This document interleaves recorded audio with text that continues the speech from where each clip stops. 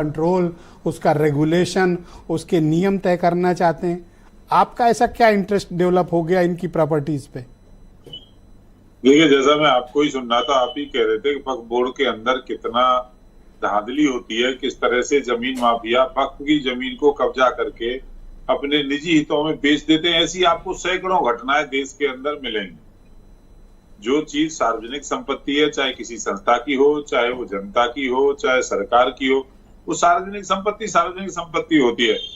उसका दुरुपयोग करने का काम कुछ लोग करते हैं, उन पर अंकुश लगाना और वक्त के नाम पर जो अनियमितता लोग करते हैं वो कैसे रोके, गरीबों के हित में, कमजोरों के हित में संस्था कैसे काम करे, इसकी चिंता सरकार कर रही है और सरकार की जिम्मेदारी बनती है। किसी अच्छा, सब जरूरी काम छोड़ के ये मुसलमानों के मुद्दे पर आपकी फिक्रमंदी मुझे बहुत ही मतलब लगता है कि आप कितने फिक्रमंद हैं उनके लिए। मुसलमान भी देश के नागरिक है, उनकी फिक्र करना भी सरकार की जिम्मेदारी है। हिंदू भी देश के नागरिक है, उनकी फिक्र करना भी देश की सरकार की जिम्मेदारी है। अरे मैं अप्रिशिएट कर रहा हूँ, आप ऐसे क्यों इरिटेट हो रहे हो? मैं आपकी तारीफ कर रहा हूँ। नहीं, मैं इरिटेट कब हो रहा हूँ? मैं तो अपनी बात कह रहा हूँ कि ये तो जिम्मेदारी है सरकार की। नहीं, बहुत सरकार अपनी जिम्मेदारी निभा रही है। और देखिए, चुनाव जीतने के मतलब सरकार बनने के 2 महीने के अंदर ही आप कितने फिक्रमंद हो गए कि आपको ये लगा कि ये मुसलमानों के यहाँ बड़ी गड़बड़ हो रही है, इनको टाइट किया जाना चाहिए। ब्रजेश जी, मैं आपको 2019 की याद दिलवाऊंगा। 2019 में चुनाव हुआ, लगभग उसी समय पे हुआ और इससे 15-20 दिन पहले हो गया था। और 5 अगस्त 2019 को देश की संसद के अंदर धारा 370 और 35A को हटाने का कानून हमने ही बनाया था, कोई और नहीं था। वो ऐसा नहीं है कोई पहला कानून हम ये लेकर के आ रहे हो।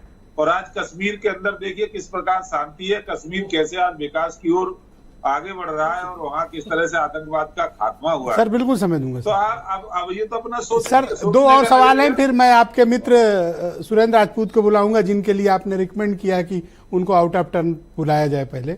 तो मेरा पहला प्रश्न ये कि 3 सीबीआई जांच ये शिया और सुन्नी वक्फ बोर्ड वालों के खिलाफ प्रचलित हैं पिछले 10-12 सालों से।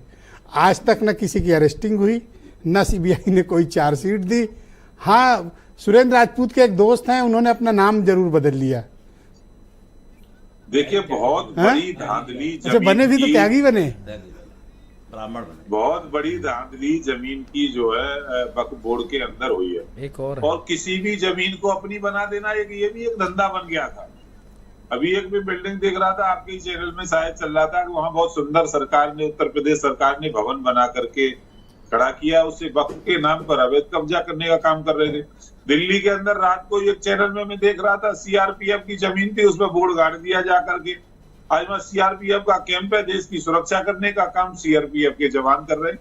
तो ये कानून बनाना बहुत आवश्यक है। बहुत लास्ट क्वेश्चन है इस राउंड का आपसे कि फंस क्यों गया मामला फिर लोकसभा में? अगर आपका सब कुछ क्लियर था, आप कराना चाहते थे, तो क्यों फंस गया? देखिए, देश की सबसे बड़ी पंचायत लोकसभा और राज्यसभा है, संसद है देश की। अब लोकतांत्रिक तरीके से किसी कानून पर पूरा मंथन होकर के, विचार होकर के, सुझाव लेकर के उसके बाद कानून का निर्माण। तो सर 10 साल में पहली बार इतना कानून, इतना लोकतंत्र, इतना मंथन कर रहे हो।